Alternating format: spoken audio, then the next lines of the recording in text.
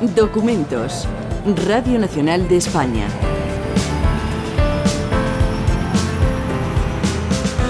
Hola. En Documentos Radio Nacional nos gusta rescatar historias de personas olvidadas, esas que se ignoran en las páginas de la historia oficial y sobre las que termina cayendo un injusto manto de silencio. Hoy traemos una figura que fue voluntariamente ocultada, pero que representa un ejemplo de entrega personal y colectiva. Ricardo Aguilera nos cuenta la historia de Ana la Tangerina, una luchadora que se integró en el maquis de posguerra para defender sus ideas frente a la dictadura. Hola Ricardo, ¿cómo nos has desentrañado desde el olvido la agitada y peligrosa vida de Ana la Tangerina? Hola Miguel Ángel, la verdad es que todo fue producto de la casualidad y de la suerte.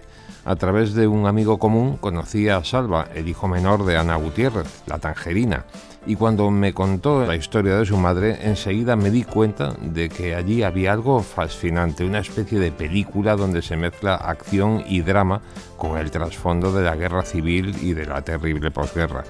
Creo que es difícil encontrar una biografía tan azarosa, entregada y valiente como la de la Tangerina, que sin embargo, como comentabas antes, es una perfecta desconocida, pero bueno, ya va siendo hora de ponerla entre las páginas de nuestro pasado inmediato en el lugar que se merece, el de una luchadora por las libertades frente al fascismo.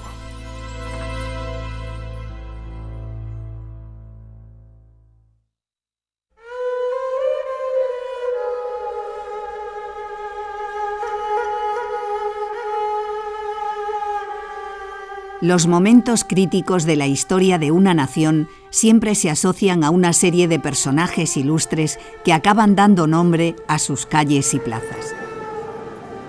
Sin embargo, el latir de un país lo mantienen sus habitantes, ese pueblo anónimo al que se le piden sacrificios y se le escatiman reconocimientos.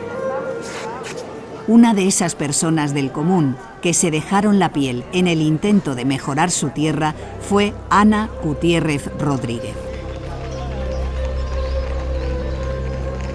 Se la conoció como la Tangerina y su peripecia personal la ligó a la guerrilla antifascista que se desarrolló en las serranías del este de Málaga en los peores años de la inmediata posguerra española. Ana Gutiérrez Rodríguez, Tangerina, fue una militante antifranquista muy entregada y con un comportamiento heroico. Jugó un papel más de información que de la guerrilla. Era uno de los contactos de los que tenían el Partido Comunista, Ana Gutiérrez, la Tangerina. La suya fue una vida llena de peligros, penalidades y compromiso político. Una gesta personal que ha quedado olvidada entre el aluvión de calamidades que asolaron España durante la atroz guerra civil y la interminable posguerra. Me dice, cuando estuve en la cárcel de Granada tenía un novio y nos teníamos que casar, pero lo fusilaron. Despejando las brumas de la historia, hoy conoceremos quién fue Ana Gutiérrez, la Tangerina. Ana Gutiérrez, la Tangerina, una heroína olvidada.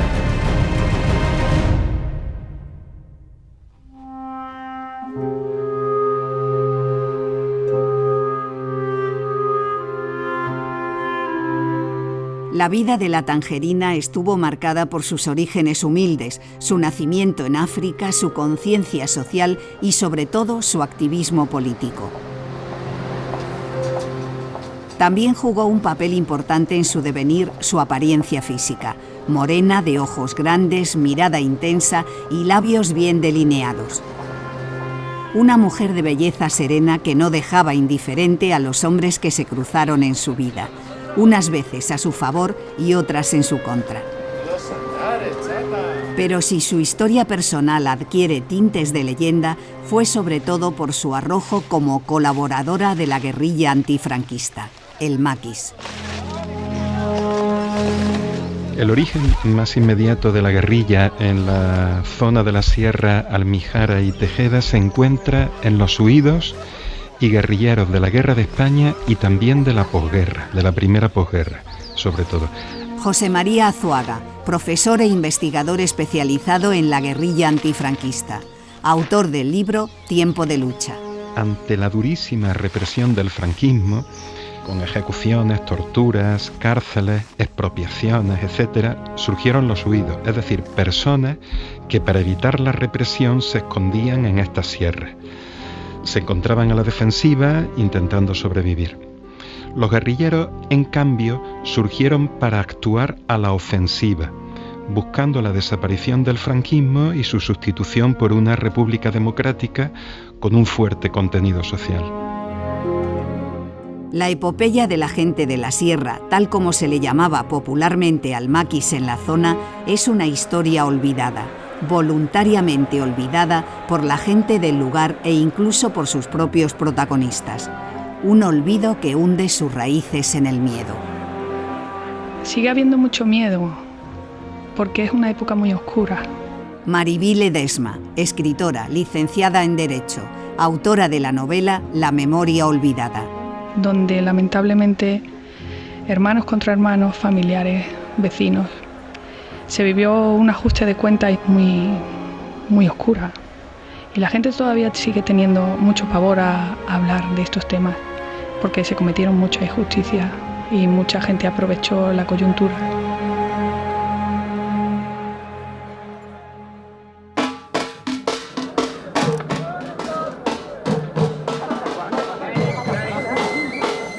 La historia de Ana Gutiérrez comienza en Tánger, un año después de haber sido declarada ciudad internacional en la Conferencia de París de 1923. Entonces vivía allí un contingente de 8.000 españoles. Allí vio la luz Ana Gutiérrez. Su hijo Salvador nos cuenta la historia. Ella nace en Tánger, en 1924. Dos padres españoles. Ella decía que eran andaluces, así que supongo vendrían de Málaga, pero no sé exactamente el origen de mis abuelos. Mi abuelo fallece en 1936, justo un mes antes que empiece la guerra civil. Entonces mi abuela se queda viuda con 3 hijos y una hija en plena guerra civil en Tánger. Y lo poco que contaba mi madre sobre ese periodo era muy difícil, claro.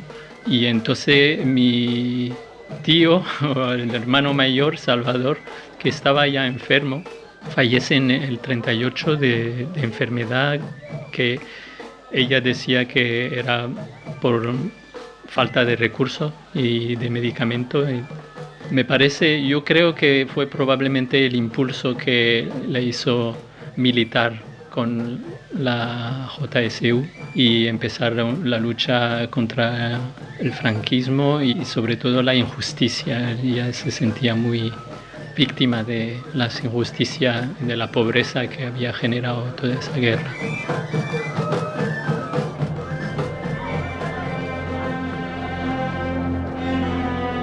Cuando estalló la Guerra Civil Española, Ana Gutiérrez tenía solo 12 años, pero ya trabajaba como costurera para ayudar económicamente a su familia.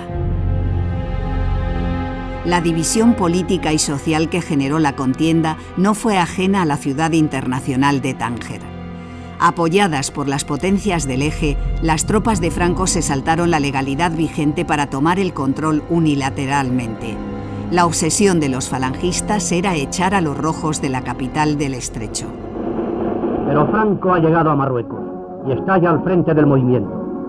Si la situación en el sector norte ocupado y a las órdenes de Mola es clara y tranquilizadora, los focos del sur, Sevilla, Córdoba y Granada, se sostienen casi milagrosamente. Tras la Guerra Civil y en los primeros compases de la Segunda Guerra Mundial, Tánger se convirtió en un hervidero de espías alemanes, franceses, ingleses y norteamericanos. En ese ambiente cargado de tensiones, Ana Gutiérrez comenzó su actividad política y en 1940, con 16 años, ingresa en las Juventudes Socialistas Unificadas, las JSU. Así recordaba la entrada de Franco en Tánger. Cuando entraron las tropas a Tánger, porque entraron por Tetuán, que tenían abierta la frontera, y por allí entraron, cuando entraron aquellos carruajes que vinieron llenos de soldados y nos quedamos, madre mía, y ya de ahí empezaron a detener gente, a detener. Fue cuando caímos todos.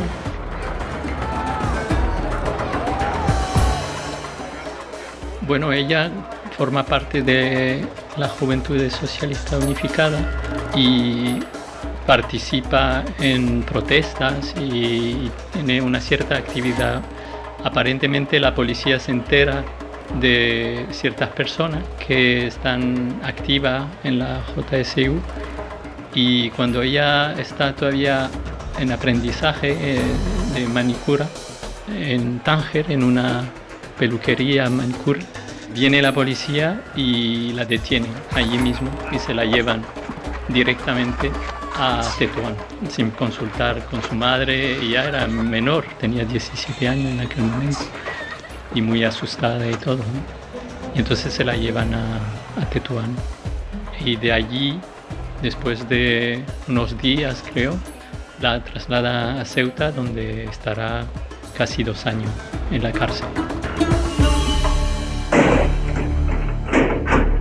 La primera detención de Ana la Tangerina se produce en 1941 y acaba en la cárcel más infame de todo el protectorado español, un sitio conocido como El Agujero.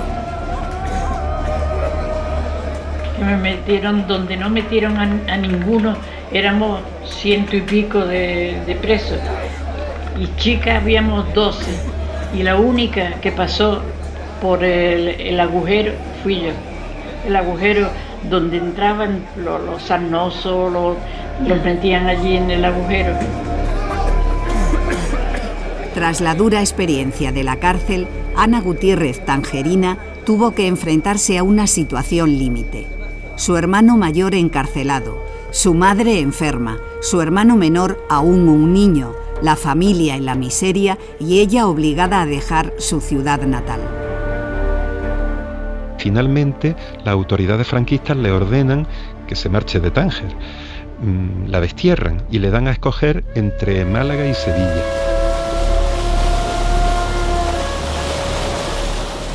Entonces ella se traslada a Málaga junto con su madre y con su hermano menor y se buscó la vida en Málaga con muchas dificultades económicas, trabajaba de manicura. Además, vuelve a comprometerse, pese a lo vigilada que estaba, porque sospechaban de ella, las autoridades franquistas le seguían la pista, pues ella vuelve a comprometerse en la lucha antifascista. En ese mismo año de 1943 comienza a actuar el maquis en las serranías de la Axarquía. Al principio, con el apoyo de las potencias aliadas, se producen los primeros desembarcos de guerrilleros en las playas de Málaga y Granada. En el año 43-44, el régimen franquista estaba dando apoyo a los alemanes, ¿no? David Baer, periodista británico afincado en Frigiliana, autor del libro La gente de la sierra, lucha sin cuartel contra las fuerzas franquistas. Y estaba ayudando a ellos. Había muchos agentes nazis en España trabajando con el gobierno español. Entonces los aliados, yo creo, creyeron era necesario montar cualquier resistencia para hacer la vida más difícil. Los nazis y sus gente que estaban ya en España. Y por eso enviaron, sin decir a nadie, enviaron gente de África del Norte hasta esta costa para ayudar a los pocos rebeldes que había. El proyecto de desembarco de los aliados durante la Segunda Guerra Mundial en las costas andaluzas, que era donde lo tenían previsto, más que detonante de la creación del maquis en este área, fue, a mi juicio, un antecedente más, porque no tuvo mucha continuidad inmediata.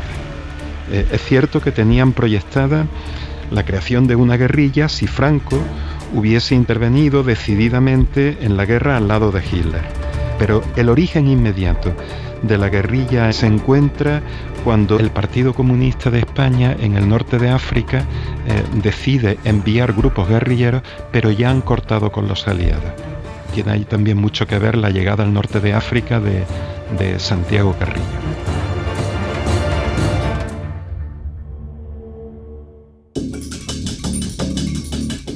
Mientras se va montando el movimiento guerrillero en las sierras de Tejeda, Alhama y Almijara, Ana Gutiérrez sigue con su actividad política, afrontando grandes riesgos y cada vez más vigilada por el aparato franquista. Realizaba labores de espionaje controlando el movimiento de tropas. Imprimía y repartía propaganda contra la dictadura militar y actuaba como enlace entre distintas células de la resistencia. Cogieron donde hacíamos los panfletos y las hojas que se repartían y todo se hacían allí en mi casa. A veces ella me había contado que había tenido que llevar dinero muchas veces, que había pasado mucho miedo porque a veces tenía en el bolso bastante dinero o cartas, y de pronto paraban el autobús y estaban buscando cosas. Incluso un día la estaban buscando a ella. Ella estaba escondida y pensó que para poder escapar lo más eficaz sería de pasar delante de ellos. Yo tenía que hacer una cosa y tenía que pasar. Yo dije, si paso, me están buscando, porque sabía que me estaban buscando. Si paso por la misma puerta de gobernación, de ahí de Málaga, porque tenía que pasar para ir para mi casa, vivía en la Plaza de la Merced, y yo dije, si paso por la misma puerta, no van a pensar que soy yo. Me pinté, me arreglé, me puse una gafita, yo dije, verás. Y cuando Mariquita, que vivía arriba de mi casa, me vio, dice, Anita, ¿qué valor tiene? Si la policía está viniendo por aquí. Digo, sí, ya lo sé, pero no tenía más remedio que venir. Y pasé. Nada, que se va. Adiós, Anda, tacones. Ante el acoso de la policía, Ana huye de Málaga sin saber que acabarían entrando en su casa y que al no encontrarla detendrían a su madre como represalia. Finalmente se trasladó de Málaga a Sevilla viendo que estaban a punto de detenerla, y allí también tuvo una actuación clandestina. Seguramente se unió afectivamente con un dirigente comunista de la clandestinidad, Manuel López Castro, pero fueron detenidos en febrero del 48. Manuel López Castro, lo mismo que otros compañeros suyos, fueron juzgados y condenados a la pena capital, ejecutados, mientras que Ana Gutiérrez Tangerina pues sufrió pena de prisión. A mí me cogieron porque me entregaron compañeros que habían trabajado, la habían cogido, la habían pegado y habían hablado. Y yo me carearon con ellos. Yo dije, ¿usted me conoce a mí? Y se quedó con una cara. Digo, usted se ha equivocado. Yo es la primera vez que lo veo. Pero de todas formas, así y todo me cogieron presa. Entonces fue cuando yo me enteré que mi madre estaba presa. Yo no lo sabía. Pues si yo llego a saber que mi madre estaba presa, yo me entrego de verdad. Que hubieran soltado a mi madre. Mi madre estaba mal y la tuvieron, pues, no sé cuántos meses tuvo. Y entonces al cogerme a mí, echaron a mi madre a la calle. Y ya yo, claro, yo me habían condenado y como en Sevilla no hay prisión central, me tenían que llevar a Málaga.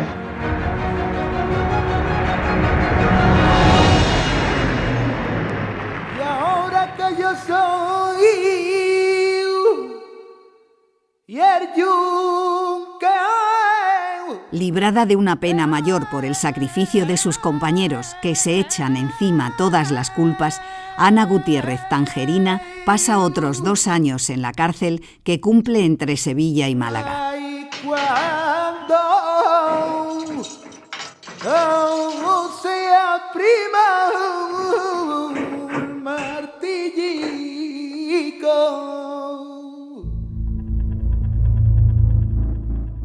Mientras tanto se produce la detención, fuga y muerte de Ramón Vías, jefe de la guerrilla en la sierra. El PC designa como recambio a Juan José Muñoz Lozano, que usó como nombre de guerra Roberto.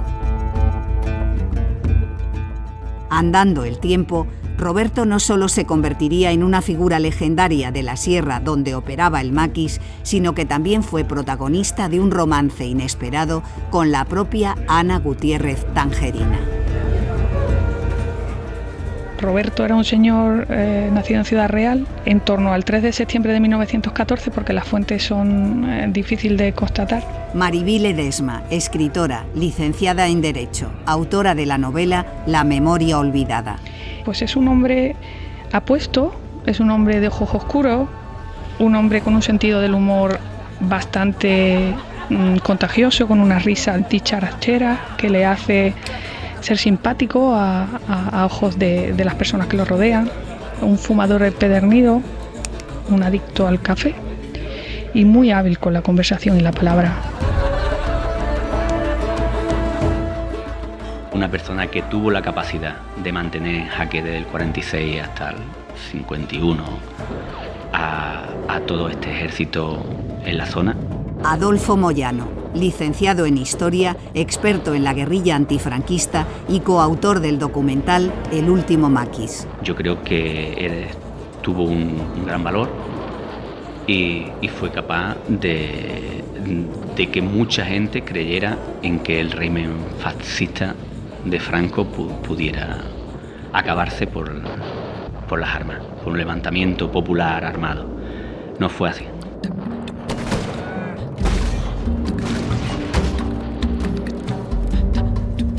La llegada de Roberto revoluciona el movimiento guerrillero. Su carismática personalidad trasciende los límites de las escaramuzas cotidianas del maquis y su habilidad en el combate le convirtió en un mito de la sierra. Ni su cojera, producto de sus combates en la resistencia francesa durante la Segunda Guerra Mundial, fue obstáculo para dominar los caminos serranos. Cuando las cuestas eran demasiado empinadas, uno de sus hombres de máxima confianza, Tomás, lo llevaba a hombros, lo que le valió el mote de Caballo de Roberto. Pero su arrojo no solo se demostraba entre barrancos y cañadas. Sus frecuentes visitas a Málaga capital para recibir información y avituallamiento estaban también jalonadas de desplantes de valor que reflejaban su personalidad. Le gustaba disfrazarse y dar paseos por Málaga capital. Y le gustaba disfrazarse de mozo, de capitán del ejército. Y tenía la osadía y la sangre fría de pasearse por las calles de la capital de aquella guisa, siendo quien era. Y es un personaje también que estableció su agrupación o su partida, como se llama, la partida de Roberto. Nada más que el mismo nombre lo dice todo, ¿no? No era la agrupación guerrillera de esa zona de Andalucía, sino que se le conoció popularmente como la partida de Roberto. Él es el que mandaba.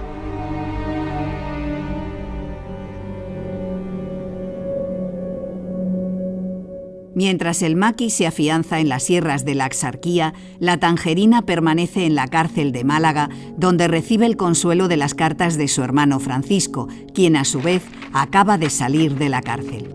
Conocedor por experiencia propia de los estragos que la prisión puede causar en el ánimo de las personas, le manda consejos cargados de cariño y buen sentido. En cuanto a ti, lo único que se me ocurre aconsejarte es que cuides por tu salud todo cuanto te sea posible y aproveches el tiempo, que desgraciadamente te veas obligada a permanecer en esos establecimientos para tratar de superar tu grado de cultura. En lugar de coger una novela del Coyote o cualquier otra clase de literatura barata, debes coger un libro de texto. En esos lugares, un libro es el mejor amigo que uno puede tener.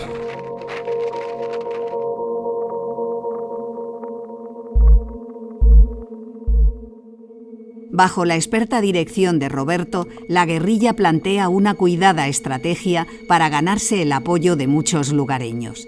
Sin embargo, su auge y declive sigue siendo objeto de controversia entre los estudiosos de ese periodo histórico. A partir del año 47-48, esta zona se declara de zona militar, zona de guerra. Adolfo Moyano, experto en la guerrilla antifranquista. Lo que eso supone a nivel jurisdiccional, a nivel legal, a nivel de movimiento de tropas. La guerrilla tuvo un primer auge y cierto apoyo hasta el 46-47. A partir del 48, el Partido Comunista abandona el apoyo a la guerrilla y en vez de plantear una huida de los guerrilleros, los dejó abandonados a su suerte.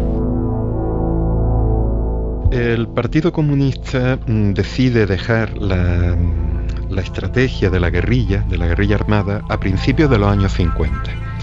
No en 1948, tras la reunión con Stalin, como se ha dicho a veces. José María Azuaga, profesor e investigador especializado en la guerrilla antifranquista. En esta reunión de agosto del 48 se propuso un cambio de estrategia.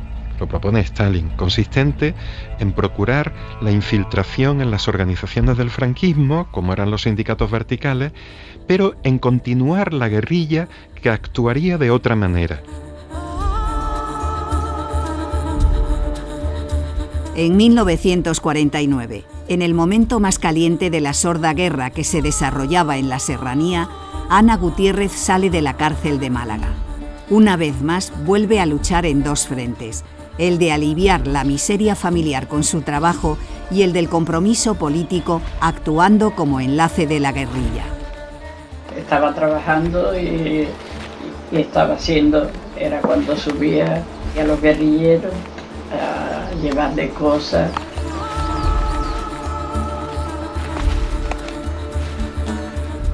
Después del trabajo, entonces ella compraba tela para hacer pantalones o camisas y que además tenía que comprarla en varios sitios distintos porque si compraba mucha tela en una misma tienda, entonces sospechaban de algo. Salvador Magaz Gutiérrez, fotógrafo e hijo de Ana Gutiérrez. Y después la llevaba a la sierra. Y la primera vez que fue no se le ocurrió llevar pantalones y entonces como en la sierra había muchos árboles y se tenía las piernas hechas polvo, claro, porque entonces las mujeres no llevaban pantalones y iban al trabajo en falda y claro, si veían las piernas destrozadas habrían pensado ¿qué ha hecho?, ¿no? Aunque los nombres que quedan en la historia del maquis de las sierras de la Axarquía son todos masculinos, muchas mujeres, no solo Ana Gutiérrez, arriesgaron también su vida, su integridad y su dignidad en la lucha. Las mujeres jugaron un papel decisivo, como enlaces y como miembros de la resistencia política. Les proporcionaban noticias, medicamentos, alimentos, ropa, cobijo en sus cortijos y por todo ello sufrieron la represión. Torturas, violaciones, ejecuciones, cárceles. A veces esa represión era, por decirlo de alguna manera, de modo preventivo.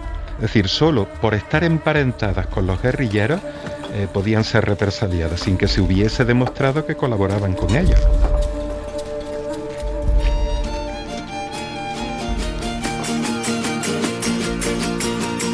La guerrilla se mantuvo firme, aunque el régimen franquista desplegó en las sierras de Málaga y Granada grandes contingentes del ejército para reforzar a la Guardia Civil. La razón de ese aguante tiene varios componentes, pero el principal es la disciplina aplicada por Roberto a sus hombres, que se resumía en una sentencia que les repetía una y otra vez. Mira que te vas cayendo. Él les decía a sus hombres que el buen guerrillero ha de comer fuerte, cagar duro y enseñar las pelotas hasta la muerte. Maribí Ledesma, escritora, licenciada en Derecho, autora de la novela La memoria olvidada. Esa era una frase de Roberto que trataba de insuflar esa disciplina tan férrea que marcaba a sus hombres. Así que es verdad que él podía hacer que a un guerrillero le golpearan brutalmente porque se había dejado un pitillo sin esconder en la tierra, porque cualquier indicio les podría llevar a la muerte.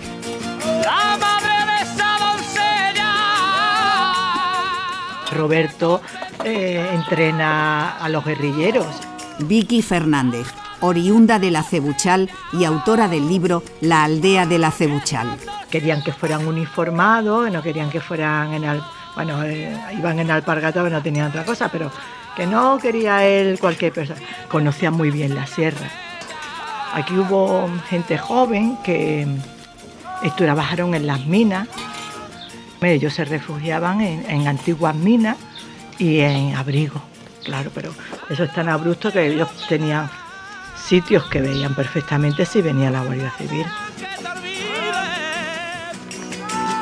Los mismos guerrilleros me han señalado que con Roberto se incrementó la militarización del maquis. Algunos afirmaban que, por ejemplo, Ramón Villa, aunque también era comunista, con él Ramón Villa era más político que militar, mientras que Roberto era más militar que político.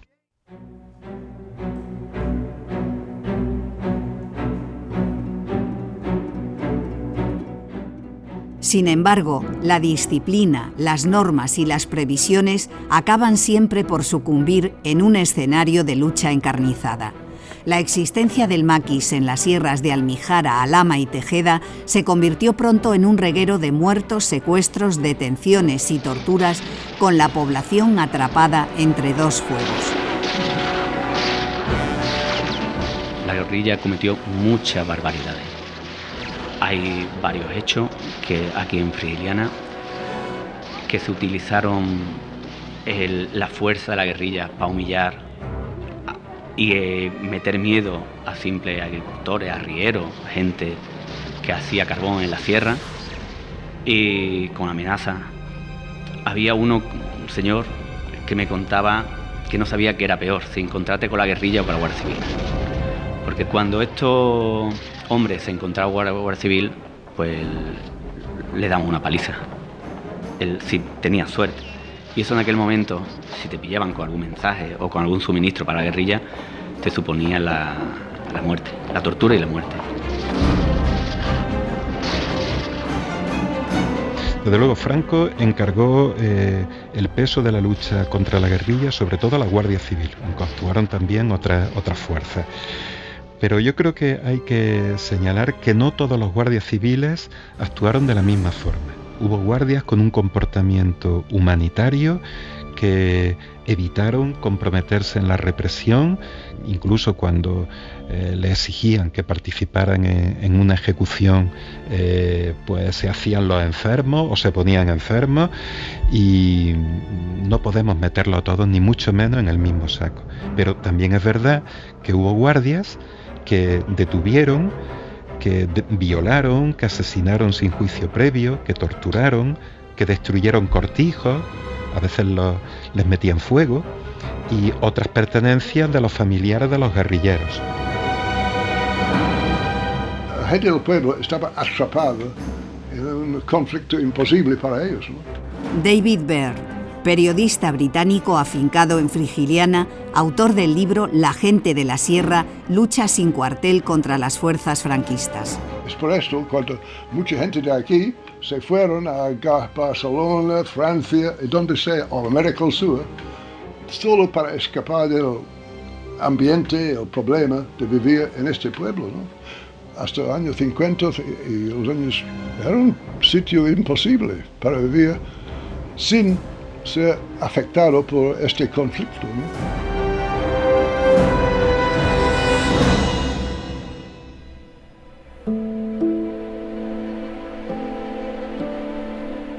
El virtual estado de guerra que asoló los pueblos de la zona acabaron con un modo de vivir ancestral. La gente dejó de aprovechar la madera de la sierra, se acabó la secular producción de cal, nadie podía ocuparse del ganado, las huertas se abandonaron, las ventas cerraron y los arrieros dejaron de llevar productos de la costa al interior de Granada y viceversa. Un ejemplo de la repercusión que tuvo esta guerra encubierta en la población civil lo tenemos en la aldea de la Cebuchal, incrustada en lo más recóndito de la Sierra de Almijara. Usada como base de abastecimiento por el maquis, la Guardia Civil ordenó su desalojo forzoso, sumiendo en la miseria a sus habitantes. Digamos, el acontecimiento más importante que tiene la Cebuchal es la guerrilla. El primer golpe fue dejar esto sin habitantes. También prohibieron la arriería, porque claro, los arrieros llevaban mercancías, y entonces pues te asaltaban o una vez se las compraban y otra vez si te oponía a vendérselas, te las quitaban. O sea que no se andaban con chiquitas, ¿no? Tenían que comer. Bueno, y un acoso de la Guardia Civil terrible. El acoso de la Guardia Civil, que bueno, que es que aparte de que tuvieron que abandonar, este fue Cabo Largo el que les dio la última, porque cuando le dicen que tienen que abandonar, pues la gente, oye, es su casa, su única casa. ¿Qué hacen? ¿Dónde se van?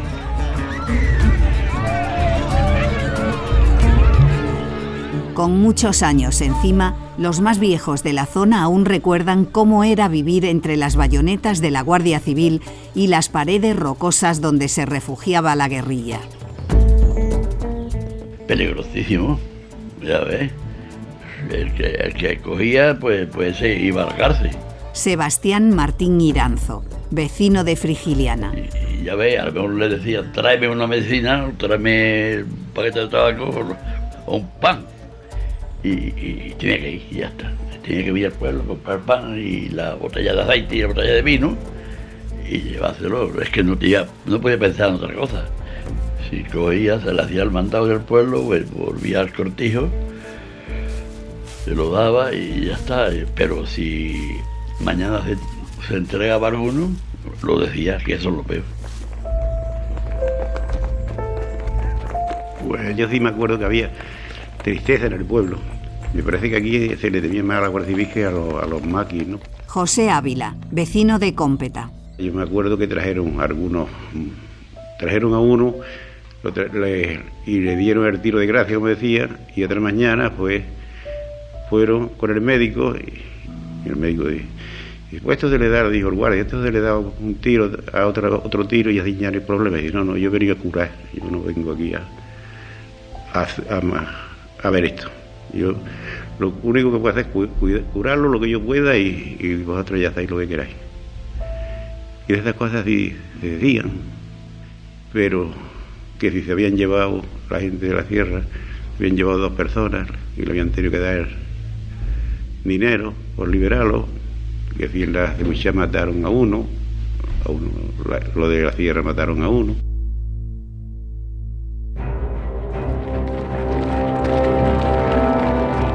Al comenzar la década de los 50, la situación de la guerrilla era insostenible. El régimen franquista había reforzado la presión añadiendo a la Guardia Civil tropas de regulares. El maquis, por su parte, ya no recibía apoyo logístico alguno por parte de la resistencia antifranquista en el exterior. Permanecer en la sierra se convirtió en un mero ejercicio de supervivencia, pocas veces coronado con éxito. Los últimos 2-3 años de guerrilla, 49, 50, fue subsistencia. Y en esa subsistencia, muchas traiciones, mucha venganza, mucho acto de barbarie que ya no tenía un contexto político, tenía un contexto estrictamente de supervivencia. La evacuación tampoco era tan fácil. Presión de la Guardia Civil, presión policial en todos los sentidos, pues lo hicieron complicado. Es una causa perdida, no tenían ni armas, ni suministro, ni contacto, y cada año que pasaba la circunstancia era peor. Y es justo en ese momento crítico de la guerrilla cuando Ana la Tangerina y Roberto, jefe del maquis, entran en contacto. Roberto tenía que hacer frecuentes viajes a Málaga para recabar información, recibir órdenes y aprovisionarse de dinero con el que pagar a su tropa. Ella le acompañaba en estas misiones para justificar su disfraz de hombre de negocios casado y de orden. Pero el engaño, cara a la galería, acabó por ser algo más que un mero fingimiento, y surgió un romance en el límite del riesgo. Roberto declaró, ya detenido, que conoció a Tangerina en un cortijo de Torrox en mayo del 51, precisamente cuando estaban organizando la salida de la guerrilla de la sierra. Pero es posible que la conociese desde antes, pienso yo, ya que Tangerina había sido militante y enlace de la guerrilla en Andalucía desde mediados de los años 40, y Roberto se encontraba en el sur desde noviembre del 45. En 1951, Roberto viaja a Madrid para hacer los preparativos de una evacuación a la desesperada de la gente de la sierra. Ana Gutiérrez Tangerina le acompaña. Fue su última misión.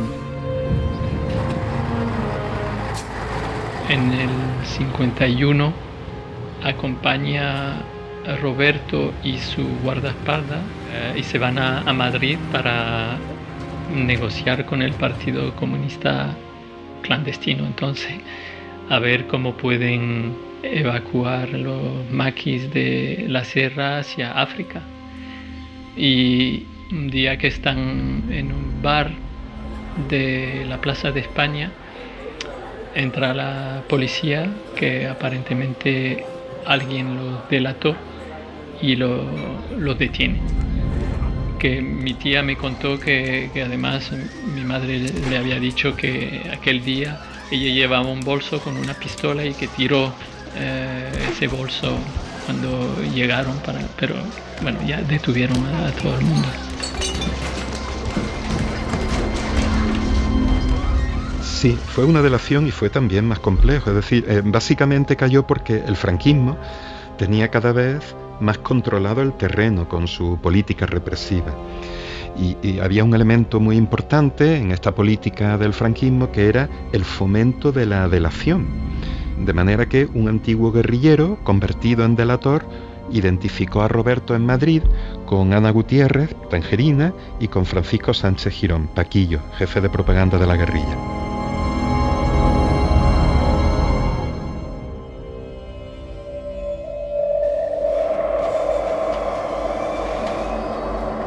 Tras su detención, fueron trasladados a Granada en absoluto secreto. Sufrieron un aislamiento total y nadie sabía siquiera que estaban detenidos. El objetivo era descabezar a la guerrilla sin que se dieran ni cuenta. Fueron ferozmente interrogados durante meses en distintas casas sin pisar la cárcel. Palizas y torturas estaban a la orden del día. Lo que sucediera entre los muros de aquellos cortijos secretos a los que fueron llevados lo sabe muy poca gente.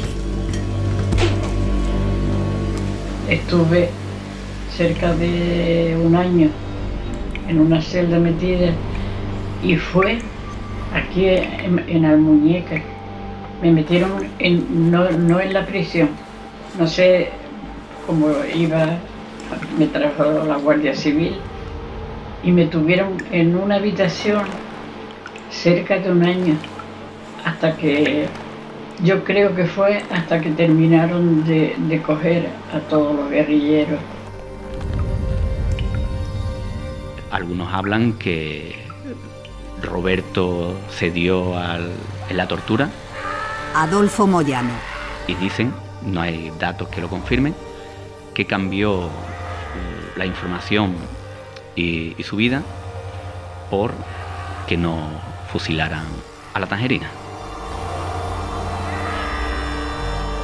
Yo creo que cabe esa posibilidad, pero no lo veo seguro, no lo sé con certeza.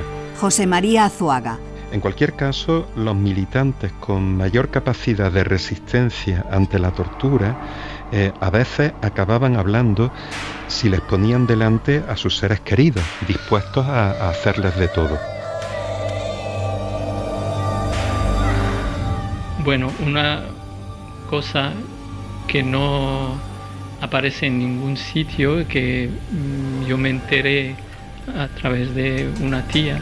Salvador Magaz Gutiérrez, hijo de Ana Gutiérrez. Es que un día hablando con ella me dice que había sufrido mucho. Me dice que había perdido su marido, hablando de Roberto, y que había perdido al bebé. Y me sorprendió mucho, ¿no? Y le pregunté qué bebé. Pues es que mi madre estaba embarazada cuando lo detuvieron y perdió el bebé de las palizas, las torturas que le dieron cuando lo detuvieron y le empezaron a interrogarlo a los dos.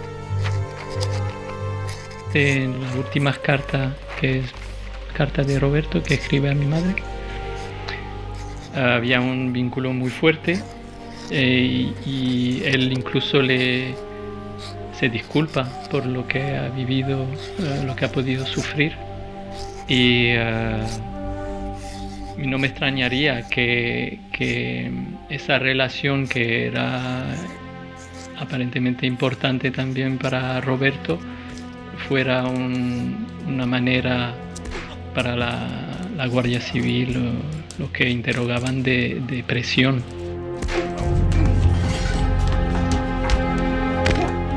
Tras meses de interrogatorios, Roberto acabó cantando. El maquis de las sierras de Almijara, Alhama y Tejeda cayó fulminado poco después. Ana Gutiérrez, tangerina, fue condenada a 2 años de cárcel, ya que sus compañeros se atribuyeron toda la responsabilidad de sus acciones. Roberto, aunque intentó negociar por su vida, fue fusilado.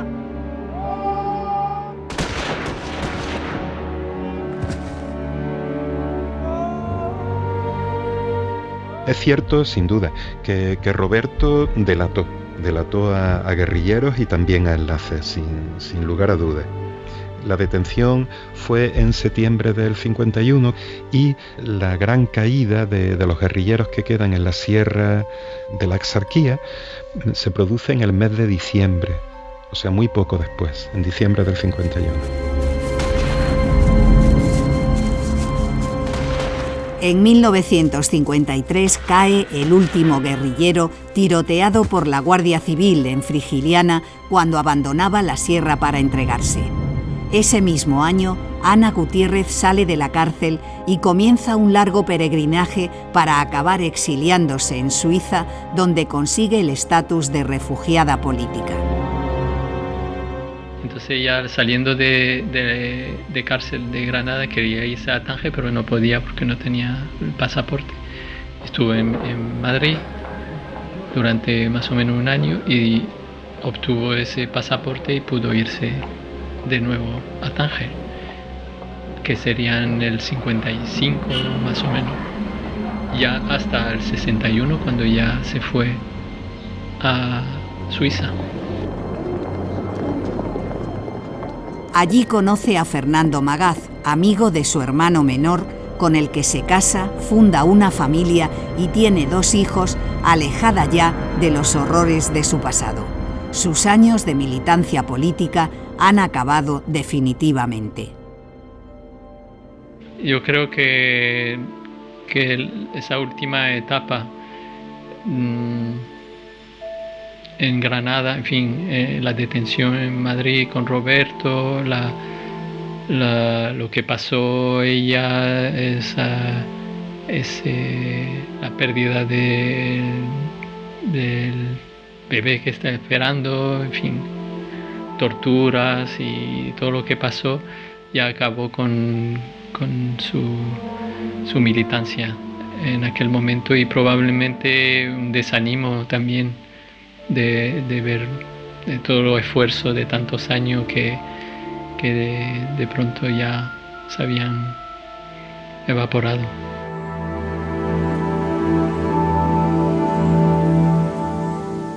En 1988, Ana Gutiérrez volvió a España y se instaló a los pies de esa serranía donde se jugó la vida como tantos otros miembros de la resistencia antifranquista. Lo más curioso es que esta casa, ahora vivo yo en ella, y fue idea de mi madre. Y para mi padre siempre había sido un sueño tener un día una casita en el sur. Vinieron aquí y eligió esta casa que se ve en la sierra y en la montaña donde había estado actuando. La historia de Ana la Tangerina y del maquis de las sierras de la Axarquía está semiolvidada. Hay un pacto de silencio. El miedo no ha desaparecido. Todavía siente, yo no sé, el dolor de lo que pasó a unos de sus miembros de su familia y no prefiero no hablar de eso. David Baird.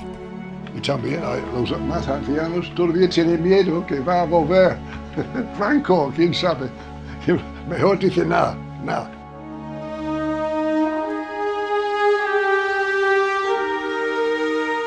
De alguna forma, el régimen franquista consiguió lo que quería. Y al final se planteó un olvido que ha llegado hasta nuestros días. Y las víctimas han sido los silenciados, los humillados. Este país es así de particular. Ana Gutiérrez Rodríguez, la Tangerina, falleció el 9 de agosto de 2018 a los 94 años. Tras su muerte, sus hijos encontraron una caja donde aún guardaba documentación personal y política de enorme calado histórico que nos ha servido para la elaboración de este documental. Hoy, su recuerdo reposa en las aguas del Mediterráneo. Mi padre, desde que yo recuerdo de pequeño, incluso decía, el día que yo me muera yo quiero que tiren mi ceniza en el mar. Y siempre decía eso. Entonces, cuando falleció en el 2010, cogimos y echamos la ceniza cuando va al balcón de Europa hay una roca muy grande y pensé, mira, ¿por qué no la echamos un poco más allá de la roca? Y así hicimos con mi padre. Y entonces de vez en cuando íbamos con mi madre al pueblo, íbamos al balcón de Europa y se quedaba ahí un rato pensando, en fin. Y me dijo un día que ella también quería estar ahí. Y así fue.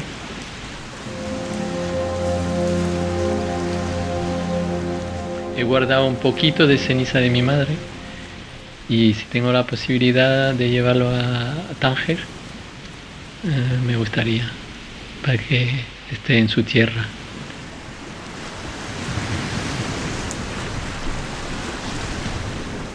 Ana Gutiérrez, la Tangerina, una heroína olvidada. Un programa de Ricardo Aguilera. Realización: Samuel Alarcón y Miguel Ángel Coleto. Narradora: Modesta Cruz.